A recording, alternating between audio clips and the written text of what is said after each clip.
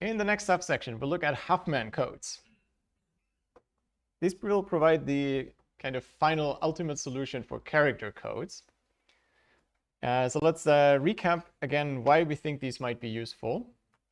The goal was to find for each character in an alphabet some encoding, a code word, and we'll restrict our attention to binary code words here, so that the overall text is stored with the shortest amount of bits. In this section, because I'll write sigma s many times, I'll abbreviate it as sigma. And that's fine because the coded alphabet is fixed anyways to be binary. If you look at many types of data, and in this case, English language text, you can count how often each letter occurs. Now, this one's maybe a little bit of is cheating a little bit because it treats the capital and lowercase letters the same. But you get a similar picture if you take more letters into account or more symbols. You have some letters that are much more frequent than others. And these also don't vary a lot in different texts, but they might vary a little bit if the text is not super long. Okay, so the intuition should be, as in the Morse code, by the way, that letters at the beginning of this table that are occurring so often should have a short code word, whereas those at the end that only occur so randomly, so rarely, it's fine if they have a longer code word because we won't use them as often. Now, Huffman coding is formalizing or abstracting this idea as follows. It's the algorithmic problem where we're given some alphabet, and we're also given weights for each of the letters. So think of it as this table, but the weights are just arbitrary numbers for now. Any positive numbers, non-negative numbers. And the goal is to find some code words for these letters, but we want them to be prefix-free, to not have this ambiguity problem that I've shown you last time. So we'd like to find a code trie that has all the letters from sigma at the leaves, and that minimizes this quantity, which is summing over all the letters in the alphabet, the length of the code word. Right, remember, E assigns the code word to each letter, so that's the length of the code word for C. And this is just the weight of that letter. So it's a weighted sum of the code word lengths. And that's what we would try to minimize. Why that? So why is that the right thing to look at? Let's use this notation. I think it only occurs on this slide. If you have a string, I'll write these bars, and then as a subscript, a character. That's the number of occurrences of this character in the string. It's a convenient notation. You find that in other places too. Now, if we set our weights for the alphabet to be precisely this, the number of occurrences of that letter in the string, then this sum is exactly the total length of the coded text. Is that clear? So the coded text consists of the code word for the first letter, code word for the second letter, code word for the third letter, and so on. But for summing up the lengths, the order doesn't matter. It just is a matter of how often do we have each code word. How often do we have it? Well, as often as this character occurs in the source text.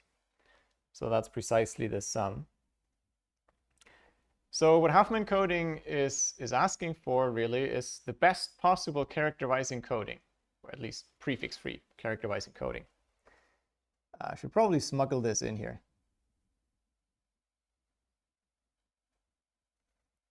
As we'll see later in this section, it's actually also close to best possible in a more general sense. If you see this first time, now again, some of you will have seen this before, right? But if you see this for the first time, and phrased like this, it sounds really ambitious. The best possible code. Do we have any chance of finding this quickly?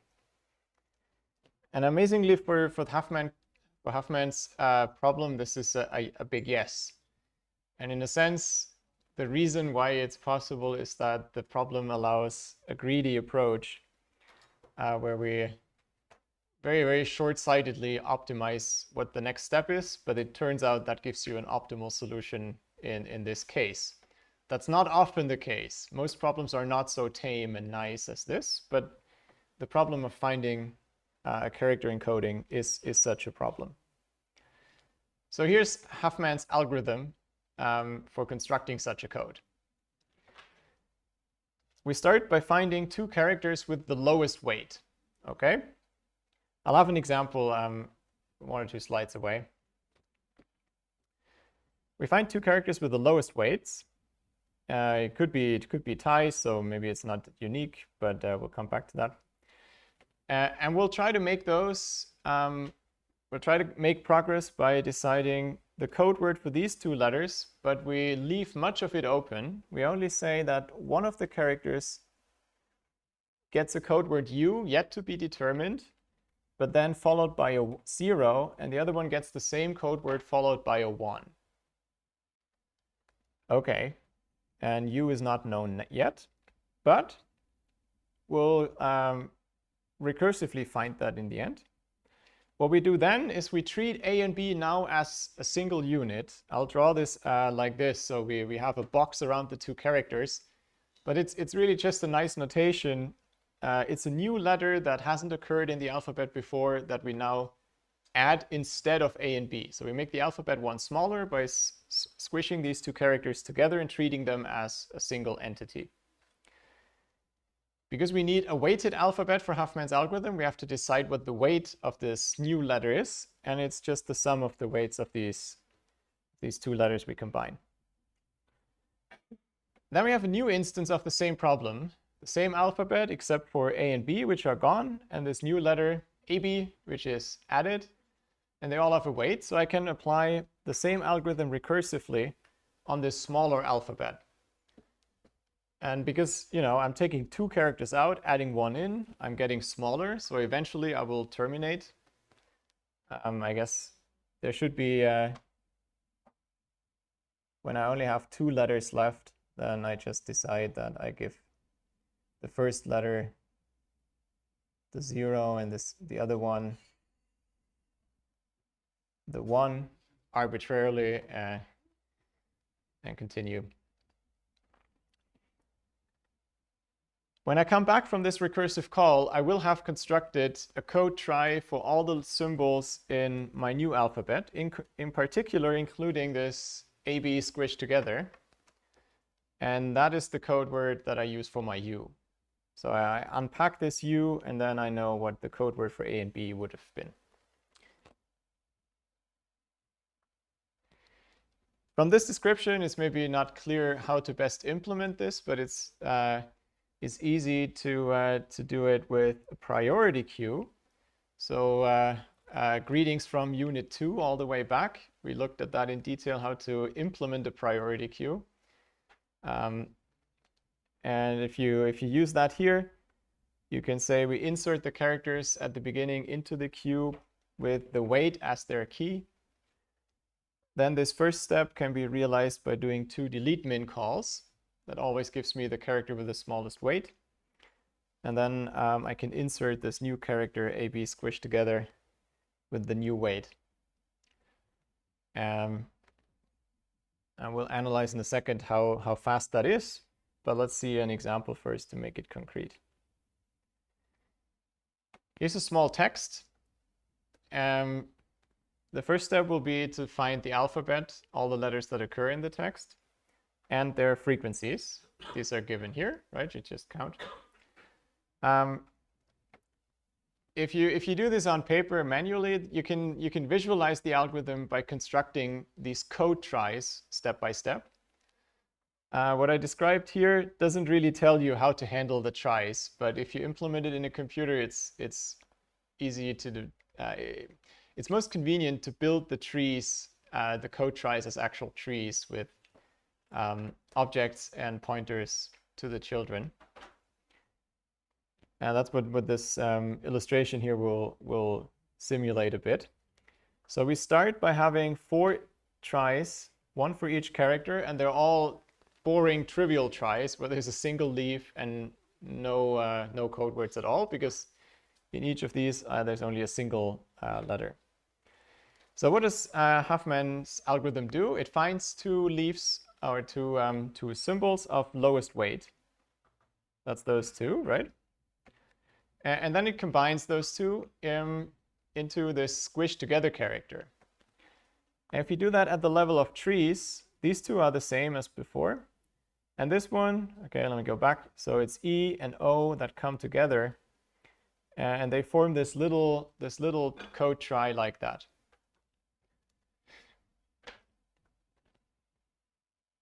And notice that the weight is the sum of the weights. That's exactly as the algorithm told us to do. And you see this last step that we've done here is essentially what we described here. You should have this U in front and then split off as another 0 and another 1 added. You can think of this happening when you take this tree and make it part of a bigger tree, then you prepend something to all the code words. All right, but what's the next step? We again find the 2 symbols. So here we would have EO squished together as one symbol and L as the other. And they both have smallest weights, so we combine those 2 now into, again, a trie that has these 2. So it's the trie for the old symbol for the EO, and the trie for L, which was just this the single leaf. Okay. And we just keep going like this. Now, in this example, because it's so small, that's already the end. There's only 2 things left to combine. So we would do that. By the way, if you want to represent the entire tree here has now become 1 symbol, and if you just recursively apply my boxing construction, you can write this fairly concisely. It's I like to do it like that on paper because it's very little to write. It has all the information. So it's one big symbol that consists of the pair, where the first is again a pair. So you have these nested boxes. All right, if we do one more step of combining, then we have 1 trie containing everything. If you want, you can again draw the boxes diagram instead.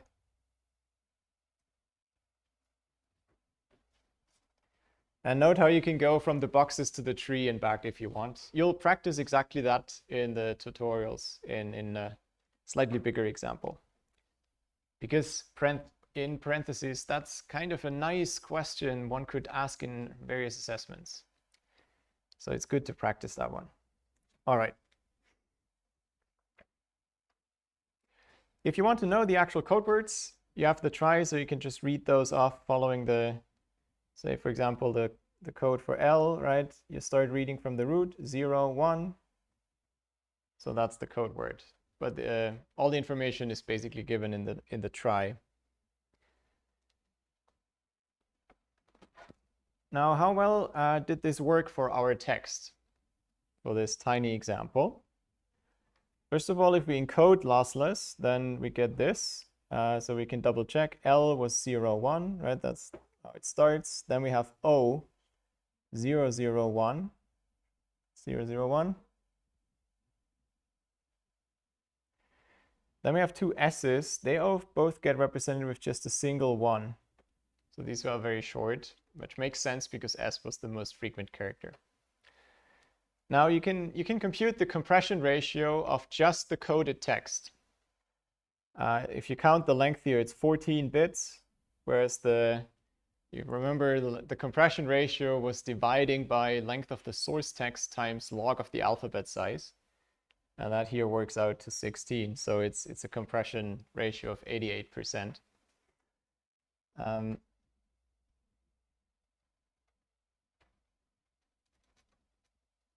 The little caveat is we would have to store the code as well because we're in the static world. And so I didn't do it on the slides because it makes the method look like it doesn't work. It's an expansion in this case because I don't think you can store the code in 2 bits.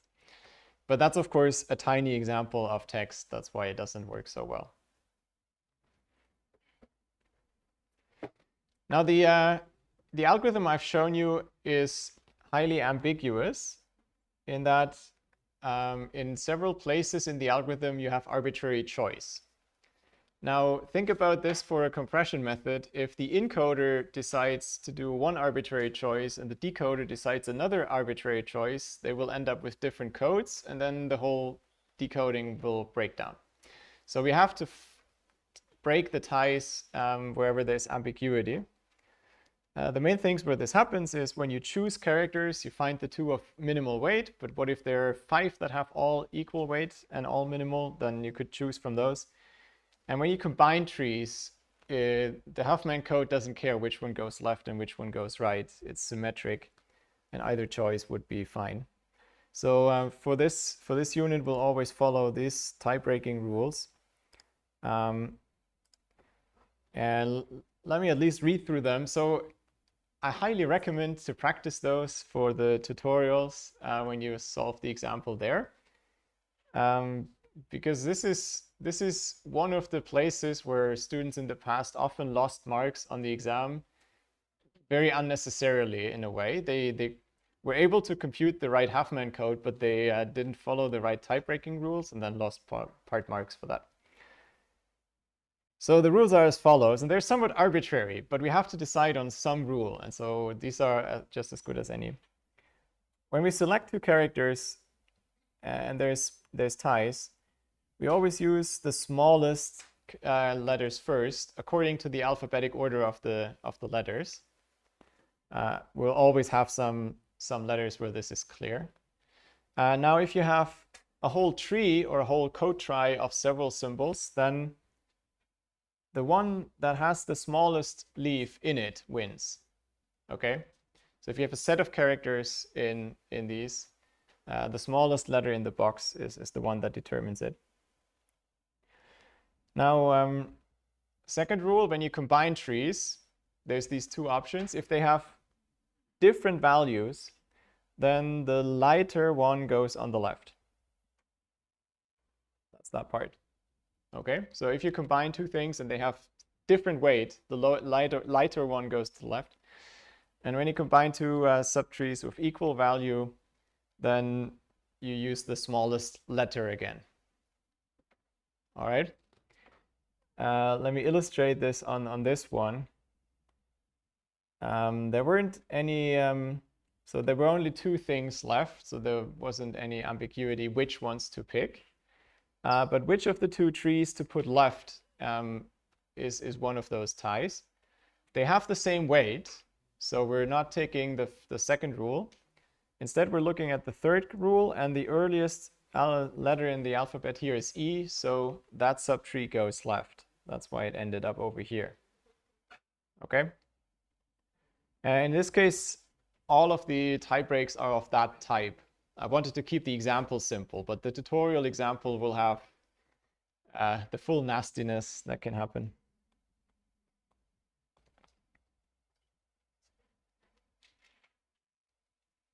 Whenever I pose a question that features these tie-breaking rules, the question in the exam would repeat the tie-breaking rules, so you don't have to learn those by heart.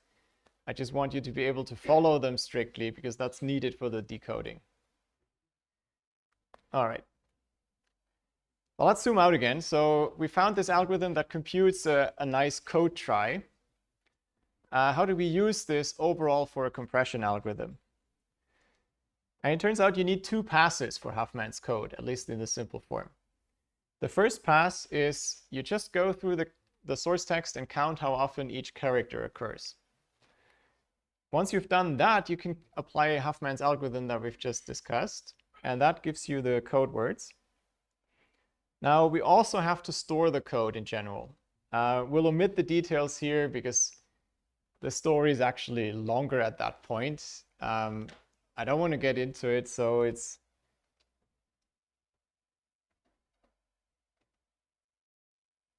You can first compute a canonical Huffman tree if you do this in practice, and those you can store with fewer bits. So you wouldn't literally use the trees that you come up with. I don't want to get into this though. It's not adding to the section. If you want, you can read up on Wikipedia has a good article on canonical Huffman trees, if I remember correctly. And then there's the second pass where we use the code that we just computed and stored to store all the characters in the text. That's the only part that we'll do in detail. If you want to decode what you encoded, you have to first get the code. Again, we won't go into detail how to do that because that leads us too far. But once we have the code, we can decode the source text by just reading through the coded text and traversing through the trie at the same time. Whenever we find a symbol by reaching a leaf, we report that. It's the same as we've done in the last section. Something that happens often in compression is that the decoding is simpler.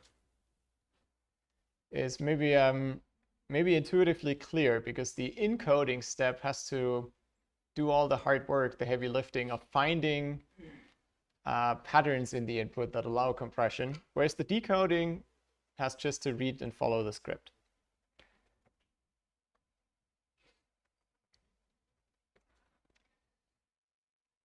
So far for the algorithm.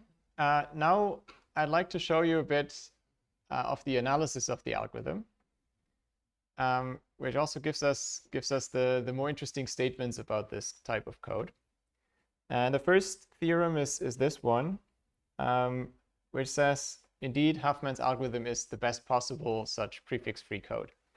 So if we're given our alphabet and some weights, these are fixed, then Huffman's algorithm computes a certain set of code words, and they indeed minimize this quantity. I said at the beginning that's what we want, but I didn't really explain whether that's true or why that's true. And so we'll abbreviate this. L of E is this sum. It's the same sum that we've discussed before. And so the claim is this is the minimal expected code word length among all prefix-free codes for that weighted alphabet.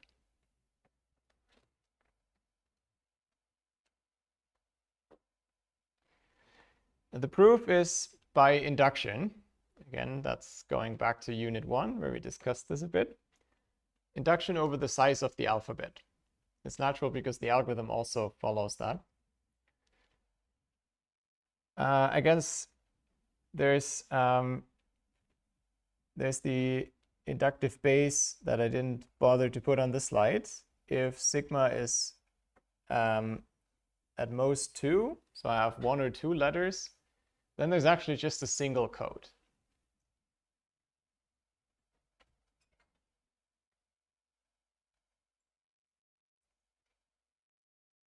There's only one possible value for the expected code word length. If sigma is 1, then technically it's empty because we just don't do anything. If it's 2, then we use 1 bit for each letter, and that's obviously the best we can do. So in a sense, the statement is true for all alphabets of at most 2 letters. That's the inductive basis. That's how we get started. So the inductive step now, that's the part that's spelled out in detail, assumes that we have at least 3 letters, and then studies a bit what this what this code looks like. We're in a proof, so this is not an algorithm. I can just wish for the optimal prefix-free code. So give me some optimal prefix-free code, E star, as a code trie. That's part of the proof. We know that it exists because there's only a finite amount of different code word or code tries, so we can always find one that has minimal expected code word length. Because that is a trie, there has to be a node, there have to be 2 siblings at the largest depth. I want to briefly draw some example just so that this is a bit more clear. Suppose this is one possible code trie. It always is a binary tree with these little circles as internal nodes, but each of those has to have exactly 2 children. So if the maximal level of this trie, it never goes below this depth D, then there must be the last internal nodes are one level above. If there was another internal node at this level, we would have a deeper leaf, right? So that can't be. And if there's an internal node on this level, well, it has to have two children. And they both have to be leaves because we just argued there are no internal nodes on this last level. So I can always find such an internal node on the second to deepest level that has two leaves as children. And so I could say this is my x and this is my y. Okay, nobody can read this. Make it a bit bigger.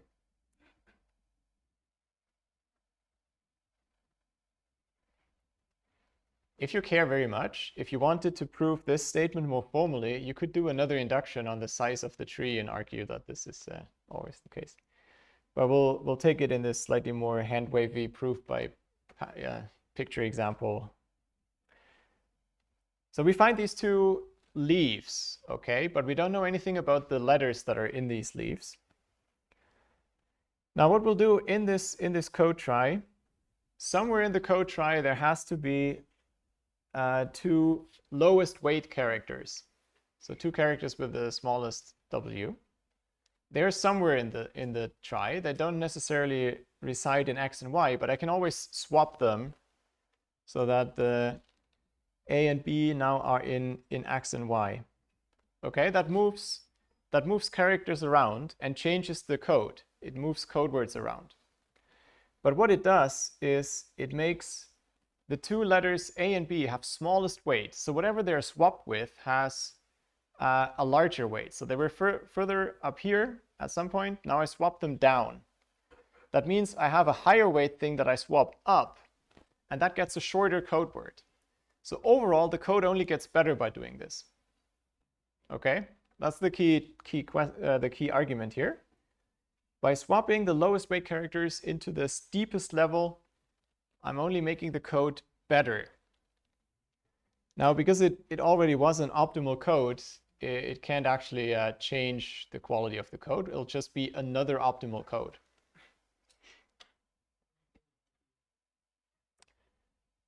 Okay, and at this point, let me maybe redraw our picture here. So we have now A in this and B here.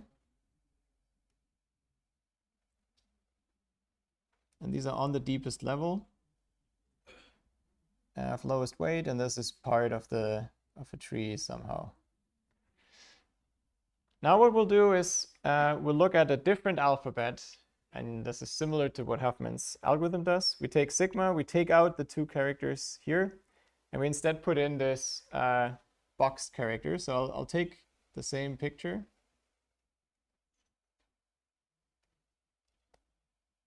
But now instead of these guys, I replace it with one leaf with our boxed character AB. And another box because it's a leaf. So I replace it with this. Now I can apply Huffman's algorithm recursively on this smaller alphabet. And because it's one character smaller, I can use the inductive hypothesis. What's the inductive hypothesis? It's the statement of the theorem which says, whatever Huffman computes is an optimal code trie. So once I've done that, I have an optimal code trie for sigma prime. And now all I need to do is expand that again, going from here to here, expanding this by one step. And the last missing piece here is whatever optimal code I start with, my E star, I can transform into one that has this shape, that A and B on the lowest level, and could have been replaced with this AB. And then this is an optimal code. So that means Huffman's algorithm finds an optimal code for the overall alphabet. By forcing those two characters together, it doesn't actually sacrifice anything. And if you felt a bit cheated because the proof doesn't explain exactly how this works, that's what inductive proofs often are like. but it's still a valid proof. The trick here really is that you can take any optimal code, try for sigma prime, and you can always do this expansion of AB to A and B. And that always gives you a try for the original alphabet.